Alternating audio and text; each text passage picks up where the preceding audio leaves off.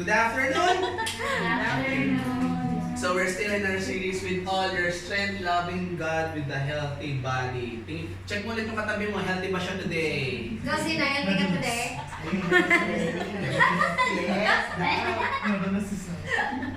So today, this is our last installment for our series. So for today, we're going to talk about the S word. Walaan yung ano? What? Stress. No? Stress. We're talking about how are we going to nurture a healthy relationship with healthy stress. Sino ba dito ang stress? Slide. What if sabihin ko sa inyo ang stress nakakabuti sa inyo? Totoo yan. Stress. Ang stress ay nakakabuti sa inyo. We'll talk about it today. Then, malalaman nyo paano magkakaroon ng healthy stress sa katawan. At may in love kayo sa healthy stress. I'm sure of that one.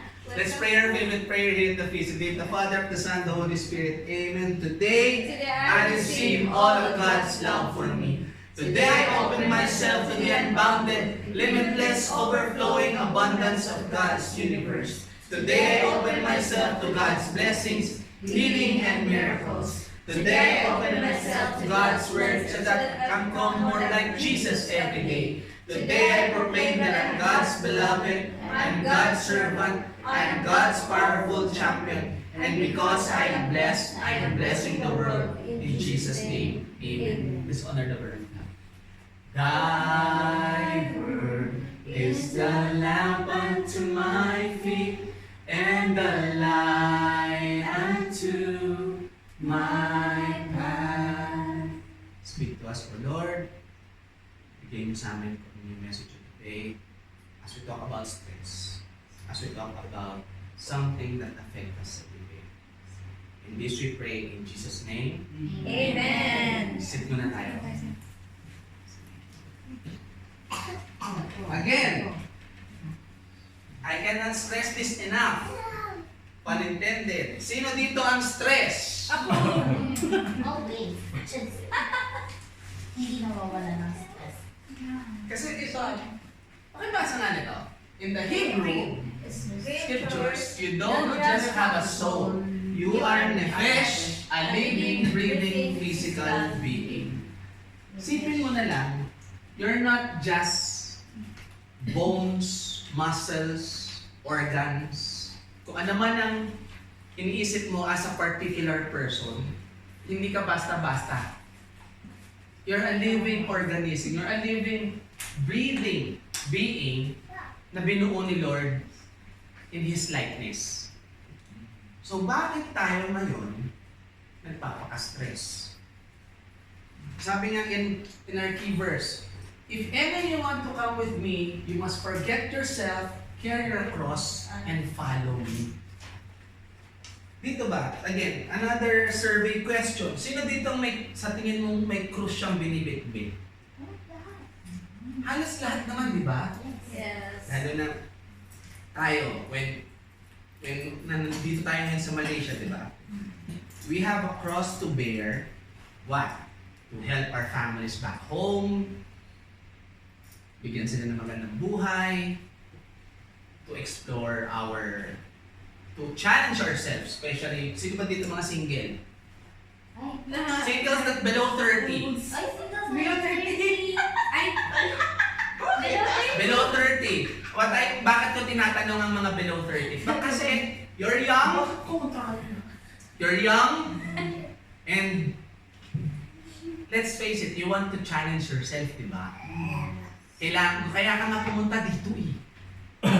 Not just because you want to help, but you want to feel yung buhay ng komportable. Aminin man natin o hindi, it's not that good sa Pilipinas ngayon. Lalo na sa mga naririnig natin sa ating mga nababalitaan natin sa mga cellphones natin, it's not that good. But we strive for something better. We always, narinig niyo yung kasabihan na, a search for greener pasture. Because we're like cows. Gusto lang natin yung masasarap na ano, na damo, na fresh. fresh green grass. That's why we explore something else. Kaya ko sinabi mga below 30s, kasi nga, you're young, you're happy, and yet you're searching for something more. Tama, hindi? True. So, ang key verse natin for today is carry your cross. But how do we carry such a burden? Because the world teaches us to seek comfort as a highest value. Pag komportable ka ba, ikaw ba ay malungkot o ikaw ba ay masaya? Masaya. Kung komportable ka ba, may hinahanap ka pa bang iba? Wala. Kung komportable ka ba, kontento ka na ba? Yes. For some, yes. For some, no. Because sabi ko nga kanina, we strive for more. Yes. Kasi tayo yung tipo ng being sa mundong ibabaw. Let's face it, hindi tayo nakokontento. Yeah. True. We always wanna strive for better. We always wanna strive for more. More. Because our entire life is one long relentless search for convenience. Sure. Kasi hindi naman tayo yung... Sino ba dito yung nakaupo lang masaya na? Kunyari, haharap ka, nakaupo ka lang sa bahay mo, upo ka lang, nakatunganga ka lang, masaya ka na ba nun? No. Siyempre, kung gusto mo maging komportable, ang gagawin mo? Hahanap ka ng kukut-kutin. Hahanap ka ng gagawin. Hahanap ka ng mag-entertain sa'yo. Oh, kamarites. Di naman, sana naman hindi kasama yung pag-chismis, di ba? Pero, we always strive for something to the convenience ng buhay natin. But, ano ang kalakip or kasama nun? That's why our key message for today is we have to carry our cross. Maraming kaakibat yan eh. When you're too convenient, hindi mo alam may naapektuhan ka na. When you're too convenient, when you're too comfortable, nakakalimutan mo ng alagaan sa sarili mo. Nakakalimutan mo ng alagaan or isipin yung mga dumidepende sa iyo. Minsan kasi, when we focus in our own convenience, another S word comes in. Ask me what? What? Selfishness. Dahil sa buhay natin, hindi tayo dapat nakafocus sa sarili natin. So continue. If you want to be healthy in body and soul, you must sacrifice for others and carry your cross. That's what I was saying earlier. When we're too convenient, we forget. We forget that we have to forget ourselves for the help of others. Check mo yung katabi mo. Kailangan niya ba tulong mo ngayon?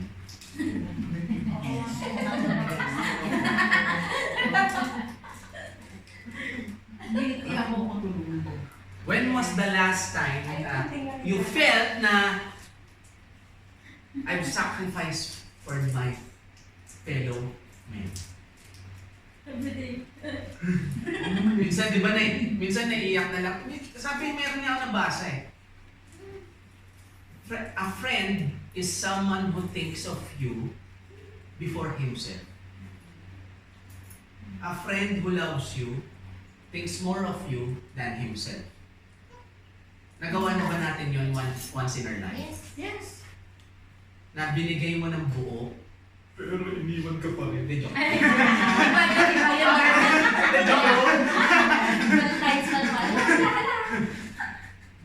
Binigay mo na, hindi mo ka pa rin. Hindi, joke na. So, kaya nga tayo nasa stress dahil doon, di ba? Sabi nga in Proverbs, "My son, do not forget my teaching, but keep my commands in your heart, for they will prolong your life many years and bring your prosperity. This will bring health to your body and nourishment to your bones." Sa tingin, ang pagmamahal daw pala nakakapahaba ng buhay. Di ba kung sino yung nagsabi na, pero ba, di ba may naririnig din ako, kasi, eto ilalaglag ko na naman mga klase. Pero kasi ako kaklase na naman, hindi naman kaklase, parang kabatch ko siya kasi nahiwalay ang babae at lalaki sa amin. Nung high school, napagkakamalan ako medyo nasa feminine persuasion. Kasi ang kabarkada ko ng high school, karamihan, puro babae. Ang di nila alam, yung mga babae ang tumatawag sa bahay namin dahil tumiiyak dahil sa mga boyfriend nila. So ako naman, sige, pakikinig. So, ang sabi ng isa sa amin, sabi ng isang tumawag sa akin, isang friend ko, Jay, bakit ba ganun? Pag nagmamahal ba, kailangan ba ano? Kailangan ba wala ka nang maramdaman? Parang, if you were going to apply it in a mature thinking, ikaw, tanongin ko kayo, pag nagmahal ba kayo ng sobra, kailangan wala ka nang maramdaman? No. Dapat hindi naman, di ba? No. Ano yung sabi nila? You cannot fill from an empty cup. Pag naubos ka na, wala ka nang ibibigay. But sabi in Proverbs, when you love someone, it may prolong your life. Kasi alam nyo ba, sabi nila, ang pagmamahal daw ay isang type ng stress na nasa gray area between healthy and bad. May niwala ba kayo doon? Yes. Kasi minsan sa buhay natin, pag-uusapan natin later, meron two kinds of stress talaga. Ngayon, ang question ko nga sa inyo, is stress really bad for you? Sino dito yung nagkasakit dahil sa stress? Ay, po. Hindi pag-usapan lang yung I mean, physically. Nagkasakit ka dahil sa stress. Ako. Well, nakakapit to. Sino dito frequently nagkakasakit dahil sa stress? Ako.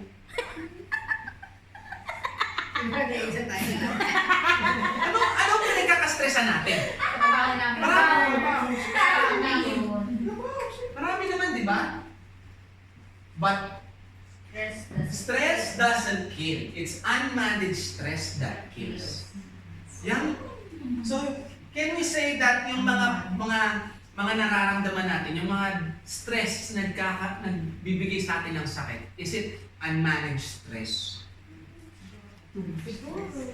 Or overwhelming stress? Overwhelming stress. Sa buhay natin, kapag ikay walang stress, ano ka? Ay, wow. Sana all. Princess. Princess. Ngayon, meron kasing tinatawag ng intentional stress. Yung mga na-encounter natin, kunyari sa trabaho, sabi nga ni Ate Weng, sa trabaho, sa love life, mga kung anik-anik, mga unintentional stress yan. For example, ang exercise is considered intentional stress. Why? Because you're stressing your body. When you're stressing your body, galaw siya ng galaw, then after the exercise, it's beginning to recover itself. Pero pag nag-recover yun, hindi na siya katulad the day before that you exercise. Iba na, kasi may nagalaw eh. May na-stress. Ngayon, kung tayo ay hindi gumagalaw, at nasa stress pa rin tayo, there's something to think about, mga kapatid. Minsan kasi pag ang unintentional stress, naapektuhan ang buhay natin, pati ang mind natin, wala na rin. Logic, empathy, pati kung decision making, iba-iba na rin eh. So sa buhay ba natin, mga kapatid, na-overcome ba natin ang unintentional stress? Minsan hindi, di ba? Kasi talagang sadya siyang dumadating eh. But, do you think those unintentional stress can be controlled by your decisions? Yes. Meron na ba may another survey question. Sino dito ang nag-decide ng isang bagay pero after no na-stress siya?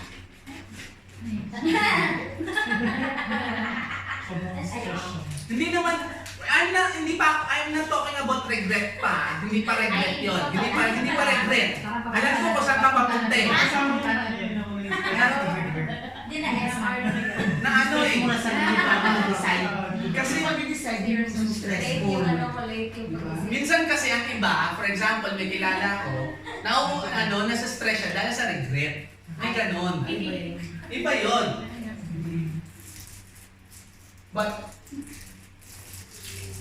paano ko sabihin sa inyo, ang pagiging zero stress is unhealthy also? Oh. Wala kang iniisip. Hindi ka inspired.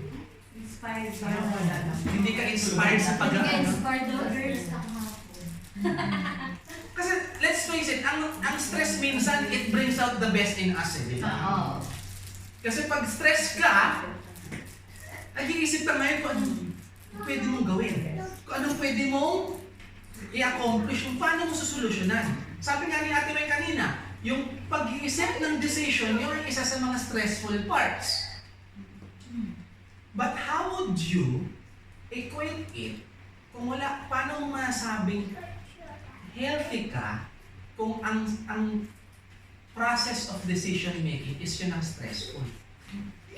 But what if that decision making is the exercise that you need to be healthy? Sino ba dito, ito alam ko maraming aalmarite. Sino ba dito ang nag-decide, nagbigay ng decision pero nag-regret din afterwards? Marami naman, di ba? Si John. Naging si John. Wala naman sa buhay natin na nagawa tayong decision na hindi natin na-regret. May it be the regret na negative or regret na positive na sana mas maganda or di ba yung mga ganun tayo mga desisyon ko, nag-decide ako ngayon. Pero okay naman ang kinilabasan, ang regret mo is sana ay pinabuti ko pa. Oo. Parang may kulang. Yes, tama. Parang may kulang pa. Doon pumapasok ngayon ang hindi natin pagiging kontento. Ikaw pa. Bakit to parang the whole series lagi si Jan ang tinuturo ninyo? Napansin ko lang yan. Lagi si Jan ang tinuturo niyo. This whole 5 weeks that you encounter, si Jan lagi tinuturo niyo. Ba't ganun? Let me give a study. Retirees have 51% increase in all-cause mortality. Bakit ko nasabing about sa retirees? Kasi minsan sa mga retirees, bibigyan ko kayo ng example Ang mga retirees daw, ang mindset nila, gusto nila, wala na silang iisipin. Oo. Kumbaga sa Pilipinas, pag nag-retire, upo na lang, hihintayin ng SSS pension, Copy. kape-kape na lang. Pero ang sabi nila, 51% daw doon sa mga nagre-retire na Yes. nadideds na kagad, kinukuha na kagad ni Lord. Bakit? Kasi wala na silang ginagawa. Oo. Tama na. Wala na silang iniisip, hindi na sila gumagalaw. Ngayon, who would have thought that stress is a health hazard? Welcome stress. Alam niyo ba kung bakit natin pinag-uusapan ngayon ang stress? Kasi ang stress, sabi niyo nga, nagbibigay siya ng sakit sa inyo ngayon. Ang stress, yan isa sa mga bumabagabag sa buhay natin. Yes or no? Yes. Pag ang isang bagay bumabagabag sa buhay natin, hindi tayo nanatahimik. Yung mga wrinkles natin tumutubo. Diba? Yung iba, kagaya ko, pumuputi ang buhok. Uy, meron yan Yan ka. Nakakaputi ng buhok ang stress sa totoo lang. Unintentional stress Intentional stress nakakapamuhay yan. Do you know what else is stressful? Carrying your cross. Sa buhay natin mga kapatid, sabihin ko sa inyo ngayon. Lahat tayo may kanya-kanyang binibigay. Kanya-kanya tayo mayroong mga tinatago. But para sa mata ng iba, at ano lang tayo, smile lang. We continue what we're doing. But in the end, meron pa rin tayong dinadala. Minsan ba sa buhay ninyo, meron ba kayong bilit-bilit na hindi alam ng kahit sino, kahit pamilya ninyo? Yes. Yes. Minsan ba sa buhay natin, nahuli tayo ng mga kapamilya natin na meron tayong bilit-bilit? Yes. Or meron na ba sa buhay natin na nag-offer na tulungan tayong bitbitin yung krus na yun? Wala po. The keyword is pa. Wala pa. And yet darating yan. Darating yan. Actually, nandyan na. Hindi nyo lang pinapansin. Every day, nandyan yan sa inyo. Every day, ginigising niya kayo. Every day, binibigyan niya kayo ng buhay. And yet, you still continue on to carry your cross. Why? Dahil mahal niya kayo. The Lord Himself is carrying your cross together with you. But you never acknowledge it. Kasi nakakalimot tayo. Again, ang pagiging malilimutin, it doesn't affect just one age gap. Alam natin yan. Sinabi ko sa inyo yan the past few weeks. But every day, the Lord is carrying your cross together with you. He may not give you the answer or the solution that you're finding, pero He will give you opportunities on how to solve it, on how you carry it. Kasi minsan ang tao pag humihiling, Lord, bigyan mo ko ng ganito. Lord, bigyan mo ko ng pasensya pa. Baka mamaya masabunukan ng tan ko na yung amo ko. Lord, bigyan mo ko ng pasensya pa dahil marami akong dinadamdam. And yet, the more that you ask, the more quote-unquote problems comes in your way. Bakit? Those are the opportunities that God has given you para ma-fulfill yung wish mo. He never said that He will give it right away. There are if I want to quote stories in the Bible, there are a lot of things. There are a lot of things na binigay ni Lord ang opportunity to solve their problems. But in our story, in our own each personal story, have you encountered such thing? Humingi ako ng ganito, pero yung binigay sa akin ni Lord, the opportunity to get what I want, to get what I need. We always remember, mga kapatid, needs comes about once. It's not all the way around. Kasi pag binagbaliktad mo yan, it's a different thing. Dadating na naman ulit si Esper doon. Sa selfishness. Moving on. Good stress versus bad stress. You can still have a toxic relationship with good stress. Yes. First, you have to care Hawa, and here are the points. First one, carry your cross with trust. Just like I said kanina, every day you are being helped when you're carrying your cross. Sa buhay natin, mga kapatid, ito, another story. Meron kasing isang lalaki na meron siyang problema eh.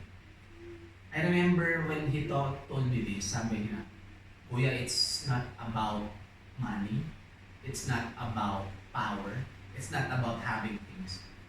Kasi itong lalaking kong nakausap ko, nag-OFW siya, pero he was born with a silver spoon in his mouth. When I say silver spoon, literal na silver spoon. Siguro mga millionaire level. Millionaire level siya. And yet, he chose to be an OFW kasi ayaw niya ma-inherit yung business ng tatay niya. Anong sabi niya? Sabi niya, kuya, iniwan ko lahat. Binitawan ko lahat. Kung ano lang yung savings ko, yun lang ang binitbit ko. To start a life here. Kung nasan man tayo. Dito siya ngayon. Nagtatrabaho siya. And yet, he chose to work instead of living off his family's fortune. Sabi ko, hindi ka ba natakot? Sabi niya lang sa akin,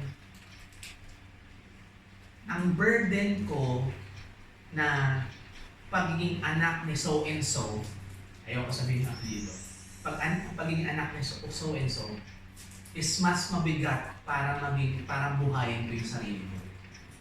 Now, I chose to live a life na ako lang muna yung bubuhatin ko instead na carrying the name of my father. Sabi niya lang sa akin, nagdasal lang ako, kuya. Dinasal ko na lang. And yet ngayon, nagtatribe siya ngayon. Manager na siya somewhere in some bank. Kasi binuhay niya yung sarili niya. He trusted God na kahit anong gawin niyang desisyon sa buhay, there is someone who's going to help. Dapat ganoon din tayo mga kapatid. Yes, it's stressful to carry burdens. It's stressful to have these baggages that we carry every day na hindi natin alam kung hanggang saan natin kayang buhatin. Sino ba dito minsan umiyak na lang bigla out of nowhere?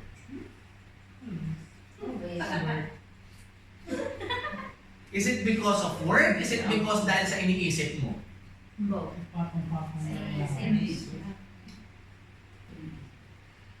Di ba minsan kaya nga why we call it baggages eh. Bit-bit natin yan everywhere we go. We go to work, we go to, ano pa ba, saan ba tayo pwede pumunta? We go to church, pagjalan-jalan tayo, and gusto natin mag-enjoy. Pupunta ka ng genting para mag-relax, pero nandun ka para mag-isip. Hindi ako naasip ka. There is that baggage is always there. But that cross that you carry, you have to carry it with us. Isipin mo na lang, ang binibit-bit mo siya. Pag siya binibit mo, napakagaan yan. Just ask St. Anthony. Si St. Anthony of Padua, nagpakita sa kanya si Kristo as a child when he was working on his doctrines. Kaya pag nakita niyo ang statue ni St. Anthony, di ba nagkargang bata? Si Jesus yun. He said, when he carried the child Jesus in his arms, parang dumating daw ang langit sa kanya. That's how we want to carry our cross. If we want to feel that heaven is with us. Amen? Amen. Second, carry your cross with love. Wala naman sigurong shortage yung pagmamahal dito, di ba? Ba't ang tahimik? Nag-isip ba? May ibang type of road kasi. Pagkakulang.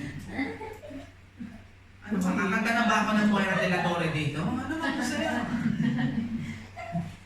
Feeling ko lang pinaubayan ko. Tama na yun. Again, carry your cross with love. How? How? How do you carry your cross with love? The answer is another question. Paano ka ba magmahal? All out. Lubos-lubos? Oo. Umaapaw? Oo. Sige, at Big at umaapaw? Piling ko talaga para sa akin si So, babalik pa na lang kami Dapat siguro nag-LG na lang tayo the whole series no dyan kung ikaw lang din tinuturo nila. Nag-one-on-one na lang tayo. Even so, paano ka ba magmahal? Because sometimes when you carry around something, it affects how you love them, di ba? Yes. But ngayon, balik rin natin. It depends how you love on how you carry your cross.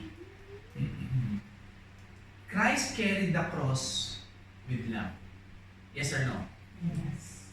Dahil sa ginawa niya, the sacrifice that He made for us is already a signature of love. Ngayon mga kapatid, etong question na to hindi lang kay Jana ha. Kasi si Jana na naman tuturo yun. Do you think you've sacrificed enough for you to love someone? Yes. Yes. Yes. Someone that... Or anyone?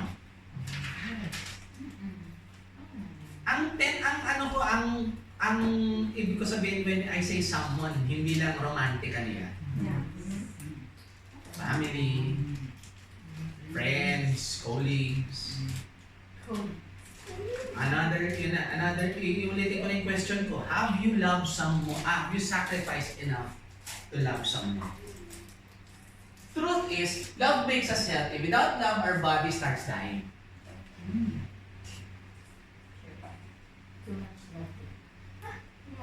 Anong kanta yun? Too much love can kill. Sino kumanta nun? Si Jobet. Patay na. Too much love kasi. Oo, wala si Jobet pa. Hindi mo magtagal na. Kailan pa? No, si Moshe. Original. Kapatay na yun? Eh, bata pa lang na. Pagod na daw ang kasi nga. 350 yata naman rin. Oh, tapos Too much mga na. years ago. Ngayon mga kapatid, ay nasa. Wala.